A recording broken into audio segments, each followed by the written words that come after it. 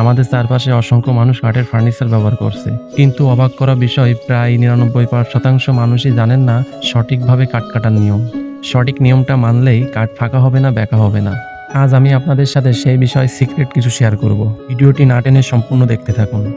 যখনই একটা গাছ কাটা হয় আমরা তাড়াহুড়ো করে মিলে নিয়ে এসে কাঠটা কাটিং করে তারপর ফার্নিচার তৈরি করে ফেলি। কিছুদিন পর দেখা যায় সেই দরজাটি ফাঁকা হয়ে যাচ্ছে, বেঁকা হয়ে যাচ্ছে এবং ফেটে যাচ্ছে। এটাই আসলে আমাদের চরম ভুল। শুদ্ধ কাঁচা গাছের ভেতর প্রচুর পরিমাণ রস বা অর্ধতা জমে থাকে। এই কারণে ওই কাঠটি সঙ্গে সঙ্গে কাটালে কয়দিন পর শুকানোর পরেও ফাঁকা হয়ে যাবে, বেঁকা হয়ে যাবে অথবা কাঠটি ফেটে যাবে। সঠিক নিয়ম হলো গাছটি কাটার পর অন্তত 3 মাস রেখে দিতে হবে। এই সময়ের মধ্যে গাছের ভিতর রস প্রাকৃতিক নিয়মে শুকিয়ে যাবে। তারপর ওই কাঠটি মিলে কাটিয়ে 3 সপ্তাহ রোদে শুকিয়ে তারপর ফার্নিচার তৈরি করবেন। এই নিয়মে কাঠ কাটালে হবে নির্ভরযোগ্য ফার্নিচার এবং টেকসই মজবুত।